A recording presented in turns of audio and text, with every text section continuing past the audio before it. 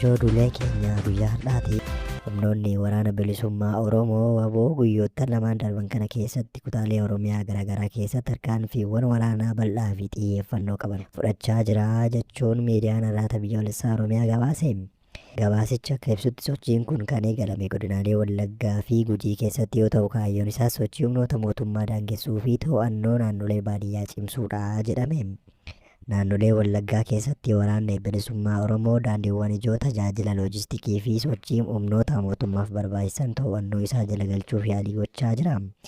Akka gabaasichi jedhutti waraanni kun haleellaa tasaa bakkoota adda addaatti raawwatameen humnoota mootummaa irratti miidhaa qaqqabsiisuu fi meeshaalee waraanaa fi konkolaataa to'annoo isaa jala galchuu danda'eera jedhame. Kunis humnoonni mootummaa daandiiwwan kanneen irratti socho'u sodaa qabaachuu akka danda'an ni akeeka jedhame. Gama biraatiin godina Gujii fi Booranaa keessatti tarkaanfiiwwan waraanni kun fudhate daran jabaachaa dhufuu gabaasichi ni akeeka. Keessattuu bakkoota qubsuma waraanaa mootummaa ta'an irratti haleellaa qiyyaafate raawwachuun galii fi sochii bulchiinsaa mootummaa naannichaa guutummaatti dhaabuuf tattaaffiin godhamaa jira jedhame. Waraanni kun bakkoota to'ate keessatti qondaalota mootummaa fi qaamolee bulchiinsa isaa irratti dhiibbaa uumuun hawaasa naannichaa biratti fudhatama argachuu fi sochiin isaa babal'achaa deemuu gabaasichi ragaa ba'a. Gabaasichi itti fufuun akka ibsetti tarkaanfiiwwan guyyoota darban kana keessa fudhataman hundi duula waraanaa babal'isuuf kan karoorfamanidha jedhameera. WBO'n bakkoota to'ate keessatti hordoffii hawaasaa fi waraanaa ijaaruun mootummaan bakka sanatti akka hin deebine ittisuuf hojii bal'aan hojjetamaa jira jedhe. Kunis mootummaa federaalaa fi naannoo irratti dhiibbaa siyaasaa fi waraanaa uumuun waraana biyyattii keessa jiru irratti jijjiirama fiduuf kan itti fufuu malu ta'uu gabaasni ni akeeka jedhame. Oduu keenya itti aanuun walfalmiin sabboontota artistoota Oromoo fi Teedii Afroo gidduu jiru jabaatee itti fufuun artistoonni Oromoo ammallee deebii cimaa kennuuf qophiirra jiru jedhame. Sirbi Teedii Afroo kan Daasxaal jedhu akkaataa itti dhiyaateen walfalmii guddaa uumee turuun ni yaadatama. Artistoonni Oromoo akka Galaanaa Gaaromsaa fi Yoosan Geetahuun dhimma kana irratti deebii kennan keessatti ergaa sirbichii fi mallattoolee inni fayyadame irratti xiyyeeffannoo guddaa kennuun Oromoo qe'ee isaa keessatti keessummaa godhe jechuun mormii itti fufaniiru. Isaanis ta'ee artistoonni biroo deebii kennan keessatti sirbichi seenaa uummata Oromoo kan gara fuulduraatti dhufu osoo hin taane seenaa darbee fi gidirfama uummata Oromoo irratti xiyyeeffachuun Oromoo xiqqeesseera jechuun qeequ. Galaanaa Gaaromsaa fi Yoosan Geetahuun akkasuma kanneen biroo wajjin ta'uun miidiyaalee hawaasummaa irratti ergaa sirbicha keessatti yaada Itoophiyaa tokko jedhu kan seenaa Oromoo dhoksuuf yookaan haqa haaluu irratti falmii kaasaniiru.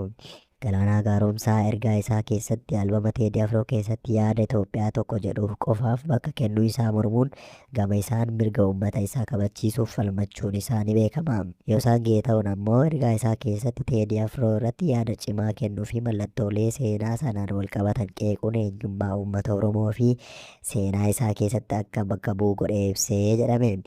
Deebii artistoonni kun kennan kana irratti hundaa'ee sirbi kun seenaa dhugaa Oromoo fi mirga uummata isaanii faarsuu irra albama Teedii Afroo keessatti yaada Itoophiyaa tokko jedhu qofaaf bakka kennuun isaa mormamee jira jedhame. Isaanis kanaan wal qabatee aartii isaaniitiin uummata isaanii fi seenaa isaanii kabachiisuuf ergaawwan Teedii Afroo irraa ergaa argatu hunda irratti xiinxalaa fi mormii agarsiisuun mirga isaanii fi seenaa isaanii kabachiisuuf tattaaffii gochaa jiru jedhame. Walfalmiin kun bakka bu'iinsa seenaa eenyummaa fi walqixxummaa irratti kan xiyyeeffatu yoo ta'u ergaan isaa guddinaa fi garaagarummaa yaada Itoophiyaa keessatti kan mul'atu jedhameera. Kunis dhimma aartii fi siyaasaa akkasumas yaada tokkummaa fi eenyummaa gidduutti walfalmii jiru kan calaqqisu ta'uu isaa hubachuun ni danda'ama jechuun gabaafameera. Oduu keenya xumuraatiin wayyaaneen kan Dabratsiyoon Gabramikaa'eliin durfamu waraanaaf qophaa'aa jiraachuun dhaga'ame. Gareen kun tibbana magaalaa Aksuumitti walgahii taa'ee dubbii ijoo ture. Tibba darbe pirezidantiin bulchiinsaa yeroo Tigraay Jeneraal Taaddasaa Warradaa Finfinnee turan. Ministeerri muummee Abiyyi Ahmad dabalatee aangawoota mootummaa federaalaa wajjin mari'atanii turuun isaanis ni yaadatama. Sana hordofee mootummaan federaalaa yeroo aangoo bulchiinsaa yeroo Tigraay kan Jeneraal Taaddasaa Warradaatiin durfamu waggaa tokkoof dheeressuu isaa beeksisee ture. Waan kana garuu garee wayyaanee kan Dabratsiyoon Gabramikaa'eliin durfamurraa mormii mudatee ture. Gareen kun ibsa baaseen barri aangoo bulchiinsaa yeroo Tigraay dheerachuu nuti wanti irratti mari'annee hin jiru murtii gamtokkee mootummaa federaalaati. Kun immoo waliigaltee Piriitooriyaa kan cabse jechuun ibsa baase. Murticha booddee muddamni mootummaa federaalaa fi wayyaanee gidduu jiru hammaatee waraanni banamuu danda'a jedhamee sodaatamaa jira. Gareen Abuutti banaa walgahii jabaa magaalaa Aksuumitti taa'een gareen kun bulchiinsaa yeroo Tigraay diigee mootummaa naannoo Tigraay kan Dabratsiyoon Gabramikaa'el hoogganamu waraana kaaba Itoophiyaa dura ture deebisuuf akeeka qabaa jedhu maddeen.